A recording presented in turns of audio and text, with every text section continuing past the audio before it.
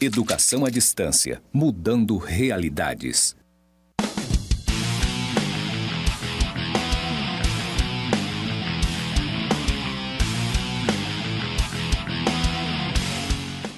Olá, alunos, sejam bem-vindos à nossa disciplina de técnicas de recepção, atendimento e cobrança. Hoje nós iremos falar sobre alguns conceitos básicos do atendimento. Então, nossa aula nós vamos falar hoje de fundamentos do atendimento ao cliente, sobre administração do tempo e sobre técnicas de atendimento ao público e comunicação efetiva. Os objetivos é que a gente conheça os princípios de atendimento ao público, entenda a importância da administração do tempo e como realizá-la e estabeleça a comunicação efetiva com as pessoas ao redor.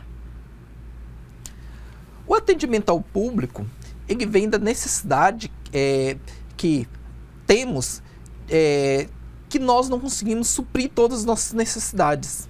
Então, se eu tenho alguma necessidade e eu não consigo suprir essa necessidade, eu tenho que procurar alguém que consiga supri-la.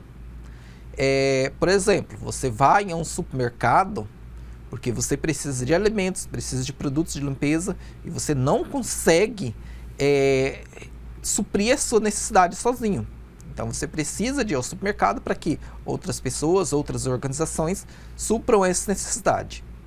Só que quando você chega a um supermercado, uma loja, lá tem outras pessoas que vão te auxiliar nessa busca que você tem de suprir essa necessidade. Então você chega em uma loja, vai ter lá um atendente, um vendedor que vai procurar te auxiliar para você encontrar o que você quer, te apresentando valores, às vezes até te apresentando soluções para um problema que você tem.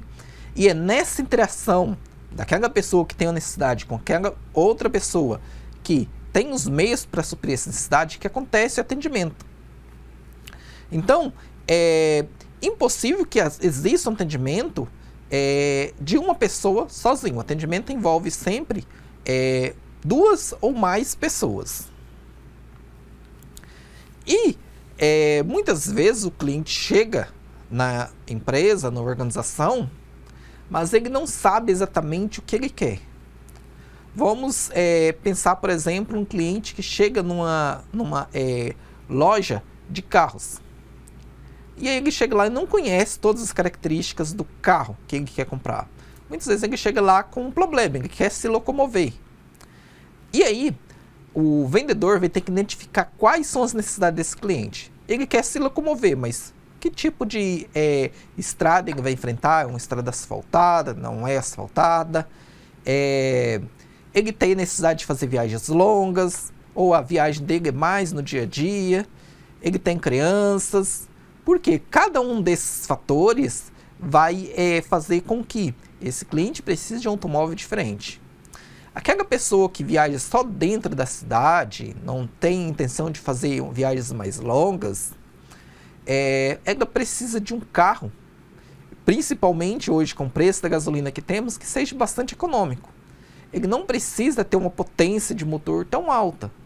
Ele precisa ser econômico, ser um carro confiável. Se tem crianças, precisa ser um carro que tenha opções para instalar cadeirinhas, às vezes opções de entretenimento e lazer para as crianças.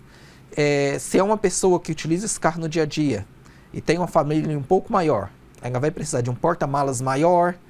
Já se é um vendedor que trabalha viajando bastante, um representante, ele precisa de um carro que tenha uma potência maior, porque ele vai encarar mais BRs. Esse carro precisa também ter uma confiabilidade muito grande, porque você está no meio de uma viagem longa e seu carro tem um problema. Então você vai ter um problema bem grande. Por quê? Você teria que parar, esperar em oficina, então você teria um bom atraso no seu trabalho. Então cada característica que a pessoa apresentar, o vendedor vai ter que indicar um carro que consiga resolver aquele problema do cliente. Só que, muitas vezes, o cliente não sabe nem exatamente qual é o problema dele. O cliente pode chegar lá, olha, eu quero comprar um carro. E o vendedor, olha, que carro você quer comprar? Aí ele, olha, sabe, eu não tô dando uma olhada aqui para ver o que tem no mercado. E aí o vendedor vai ter que começar, olha, você tem crianças, você pretende viajar muito, e aí de acordo com isso o vendedor vai criando uma solução para o problema do cliente. Então, na verdade, no atendimento, a primeira função do atendente é entender qual a necessidade do cliente. E no atendimento, a linguagem formal, ela tem que ser sempre utilizada. É muito bom você conhecer bem a linguagem formal e usar ela adequadamente. Professor, e se eu trabalho numa empresa e aí chega um cliente que utiliza bastante gírias, aí eu não devo falar igual ao cliente? Não. O cliente pode falar gírias, o cliente pode falar de uma maneira informal, porém você sempre deve prezar pela linguagem formal. Então, é interessante que o atendente saiba utilizar muito bem essa linguagem e ele tenha seriedade e um cuidado. Não cabe ao atendente fazer brincadeiras ou utilizar um tom que não seja um tom sério. Então, mesmo que o cliente faça alguma brincadeira ou que o cliente utilize gírias, o atendente tem sempre que prezar pelo padrão de qualidade do atendimento. E no atendimento, a comunicação é um fator extremamente importante. Como eu falei antes, o atendente ele tem que descobrir qual a necessidade que o cliente tem.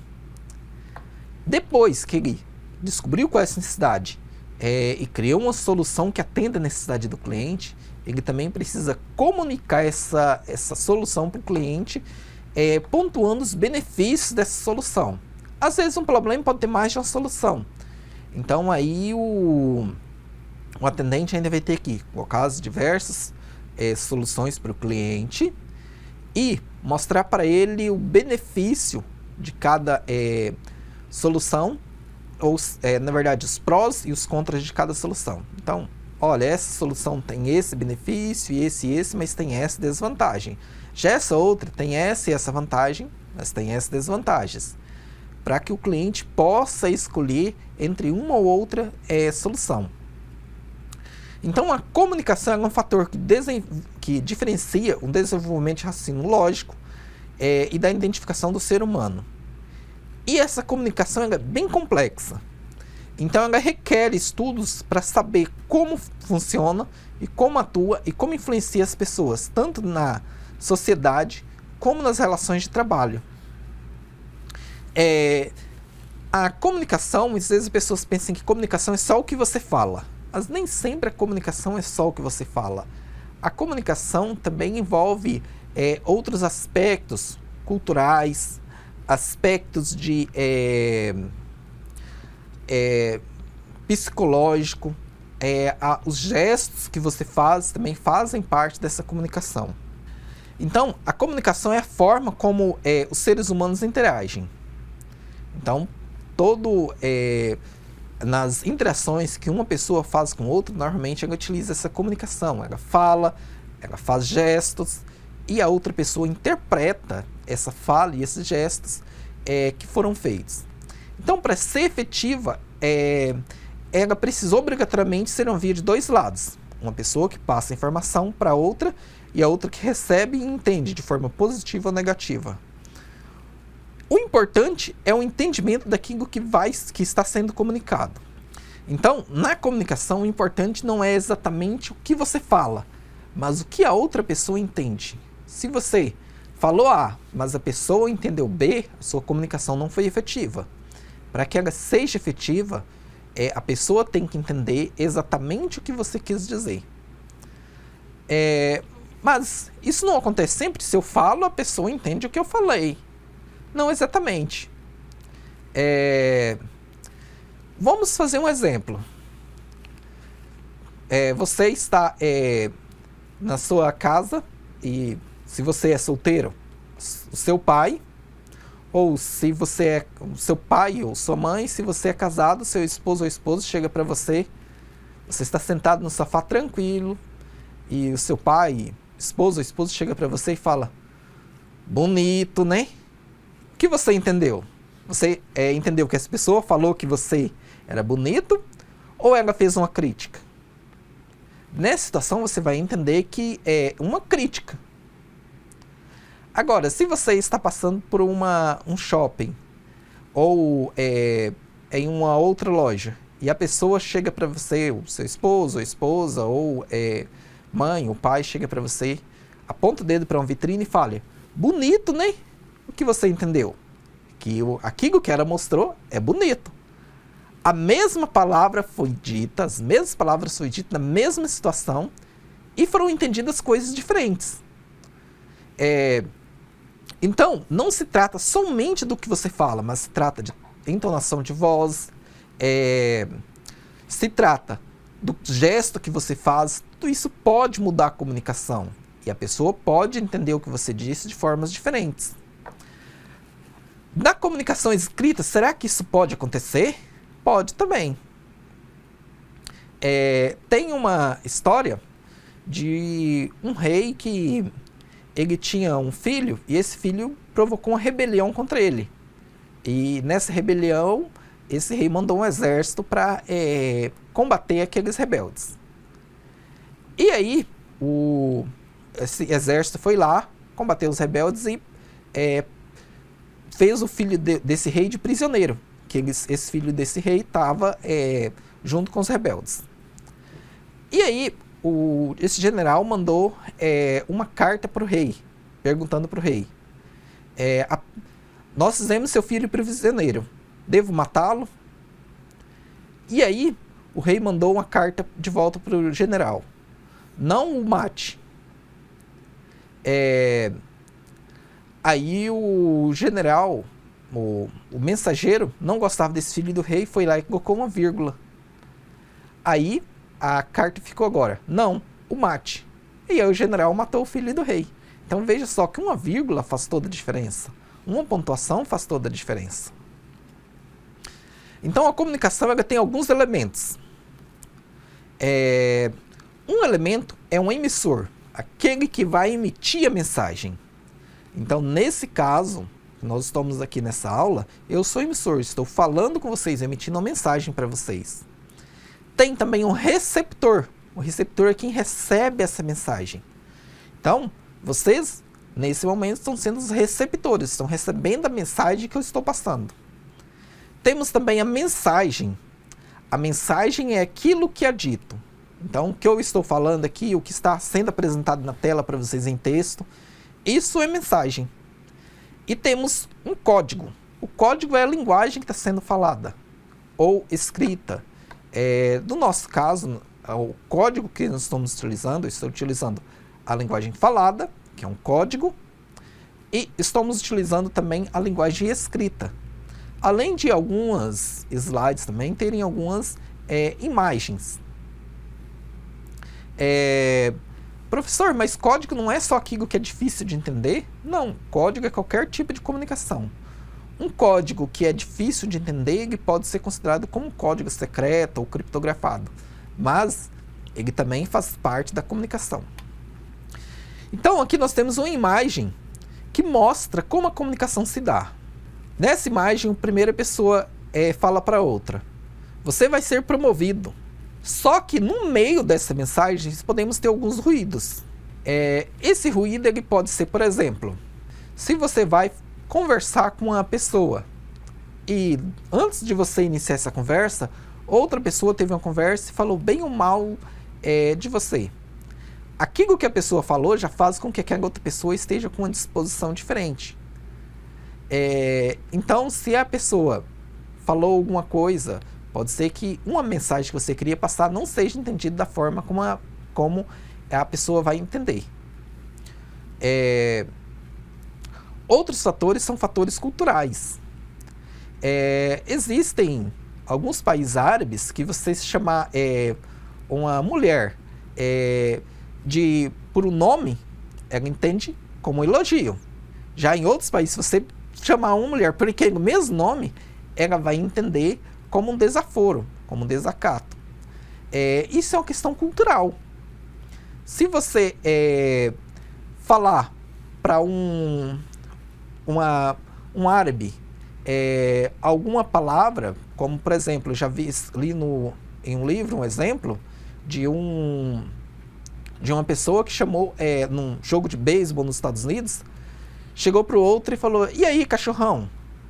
Para ela, naquele meio em que ela estava, isso era como se fosse um elogio, uma busca de amizade.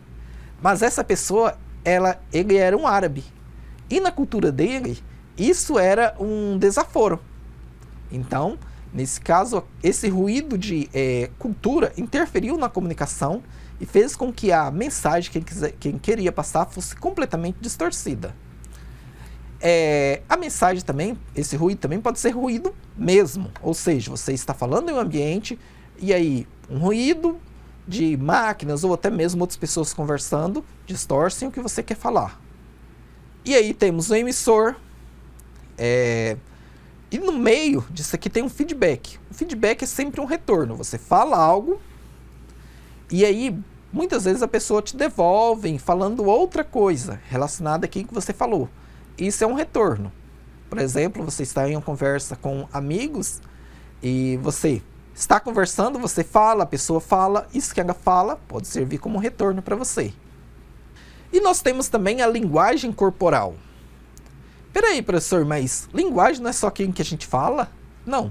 Linguagem é qualquer tipo de código de comunicação, qualquer forma de comunicação.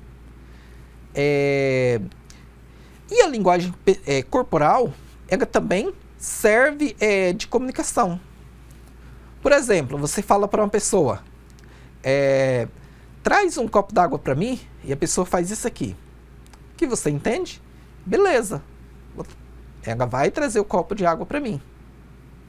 Mas se você fala para a pessoa, traz um copo de água para mim, a pessoa, que você entendeu, ela não vai trazer água. Então vejam que essa linguagem não ocorre só por fala e escrita. Os gestos também fazem parte dessa linguagem. Então quer dizer que todo gesto que a pessoa faz pode ser parte de uma linguagem? Sim. A linguagem de Libras, ela é um tipo de linguagem com gestos específicos. Existem gestos que a gente consegue reconhecer eles mais facilmente como linguagem. Por exemplo, esse gesto, quando você faz, assente com a cabeça, isso são linguagens que você reconhece mais fácil. Mas tem outros tipos de linguagem corporal que elas são mais sutis. E aí você não reconhece elas tão facilmente. Um exemplo é você estar conversando com a pessoa, está explicando para ela, digamos, você está tentando vender um produto para a pessoa e a pessoa cruza os braços. E aí, além da pessoa ter cruzado os braços, ela começa a olhar na direção da porta ou na direção do local por onde ela vai embora. O que essa pessoa está querendo dizer para você? Ela está falando que ela não está interessada naquilo. Então, isso é um tipo de linguagem? Faz parte da linguagem corporal. Outra coisa, não sei se vocês já perceberam, mas sempre que vocês estão tendo um encontro com outra pessoa, se a pessoa esboça um sorriso, você faz esse sorriso também. Isso se chama espelhamento. Isso é comunicação, professor? Sim. Quando você passa para uma pessoa e esboça um sorriso, você demonstra que você se sente bem com aquela pessoa e que você não é uma ameaça para ela. E normalmente a outra pessoa responde da mesma forma. Ela também esboça esse sorriso, demonstrando que ela também se sente bem, que ela não representa uma ameaça. Tem algumas outras expressões corporais que podem indicar que a pessoa é ou não uma ameaça. Por exemplo, se você levanta as sobrancelhas quando vê uma pessoa, ou se uma pessoa levanta as sobrancelhas quando te vê, ela demonstra que ela não é uma ameaça para você. Isso você muitas vezes nem reconhece, você nunca leu sobre isso, nunca ouviu sobre isso. Mas são linguagens que instintivamente a gente já reconhece. E reconhecendo essa linguagem, nós já nos sentimos melhor na presença daquela pessoa. Agora, se uma pessoa arqueia as sobrancelhas, você vai já reconhecer aquela pessoa como uma ameaça. E aí você já vai procurar fazer uma fuga ou um enfrentamento. Nessa foto aqui do slide, nós temos 3 pessoas. Cada uma delas está fazendo uma linguagem corporal. Veja que aqui nós temos uma pessoa que está com os braços cruzados, sentada numa cadeira, inclinado para trás. Ela está demonstrando que ela não tem interesse no que está sendo falado. Aqui nós temos uma pessoa que também está inclinada para trás, só que ela está com as mãos segurando a nuca e com as pernas cruzadas, com o tornozelo em cima da outra perna. Isso aqui geralmente é uma linguagem corporal que indica que a pessoa já entende que ela já sabe tudo daquele assunto e que às vezes ela sabe até mais do que tem que estar falando. Já essa outra situação, nós temos uma pessoa que ela geralmente tem uma tendência de querer controlar o ambiente. Ela acredita que ela tem um conhecimento ou tem alguma informação maior do que as outras pessoas no ambiente e ela está buscando controlar esse ambiente. E agora eu vou falar um pouco para vocês sobre a linguagem da amizade. Professor, mas existe uma linguagem de amizade? Existe. Existe uma linguagem de amizade, mas não é propriamente uma linguagem formal, não existe nada formalizado. Mas essa linguagem de amizade são comportamentos, são formas de você se expressar, a forma como você fala, e até mesmo a forma como você dá atenção às pessoas. Todos nós somos egocêntricos, então nós geralmente buscamos se concentrar em nós mesmos. E quando você demonstra para a pessoa que você está com atenção nela, geralmente essa pessoa se torna mais suscetível a fazer amizade com você. Professor, mas o que atendimento tem a ver com amizade? Vamos pensar o seguinte. Se você tem um amigo e esse amigo atrasa um pouco, se marca um horário com o seu amigo e esse amigo atrasa um pouco, é bem provável que você vá perdoar isso. Mas se você marca um horário com uma pessoa com uma empresa e essa empresa atrasa com você, é bem mais difícil você perdoar esse atraso. Então, a ideia é que o atendimento também mescle um pouco de amizade, para que você consiga fazer com que o cliente consiga ser mais receptivo às soluções que você possa trazer. E agora nós vamos ler uma história falando sobre essa linguagem da amizade. Stacy é uma recém-formada na faculdade. Conquistou uma posição cobiçada numa prestigiosa empresa de produtos químicos. Ela completou cada tarefa com paixão e habilidade, manteve-se atualizada às novas descobertas e sempre buscou técnicas novas e mais baratas para os processos da empresa. Um dia, Stacy descobriu um novo método inovador para reduzir o custo de produção de um composto químico.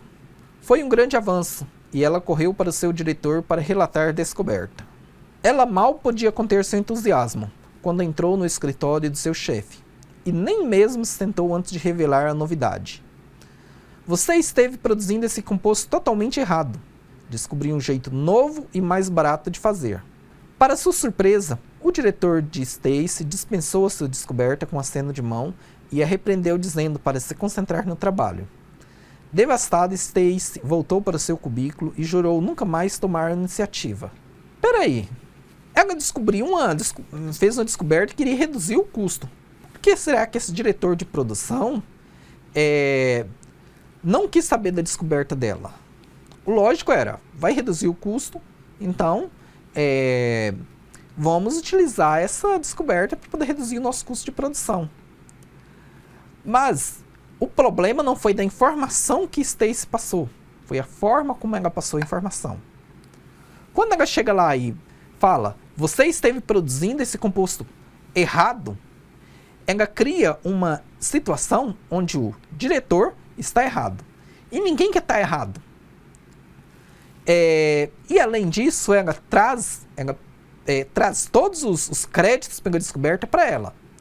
Os créditos são realmente dela? Sim, ela fez a descoberta. Mas quando ela faz isso, puxando todos os créditos da descoberta para ela e falando que o diretor estava errado, ela cria uma situação de oposição entre os dois. E aí, nessa situação de oposição, esse diretor dispensou a descoberta dela. Qual seria a forma correta? A forma correta que Stacy poderia chegar para ele era chegar para ele e falar: olha, eu encontrei uma outra forma de produzir esse produto. E eu gostaria de saber a sua opinião. O senhor tem bastante experiência, eu gostaria de saber a sua opinião sobre essa forma de produzir esse produto. Ao fazer isso, Stacy estava valorizando o diretor, porque olha, eu quero saber a sua opinião, quero saber o que o senhor pensa sobre isso. Então ele estava valorizando o conhecimento e a experiência daquele diretor. E além disso, ela estava repartindo os créditos dessa descoberta para ele, criando uma situação de mentor, onde ele tinha a sensação de ser mentor dela.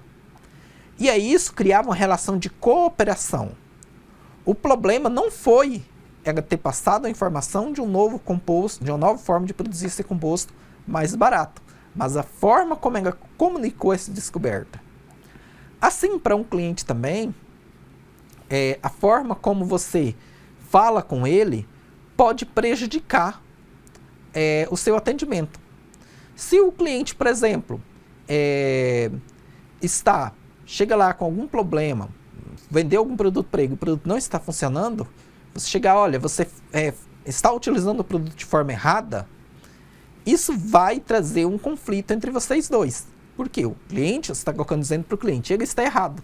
E ninguém gosta de estar errado.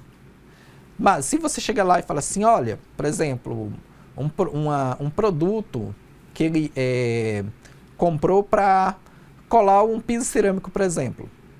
Aí você chega para ele, não, olha, esse produto pode ser utilizado de uma outra forma.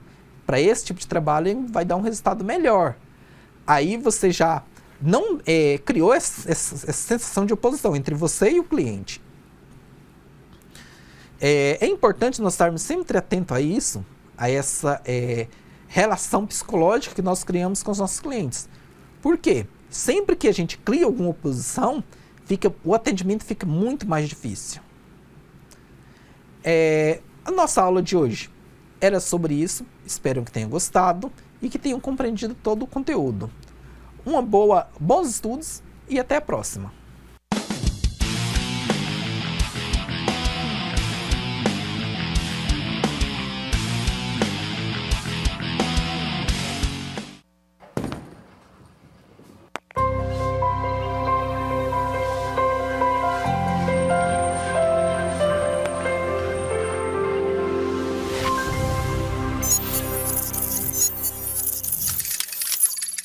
Educação à distância, mudando realidades.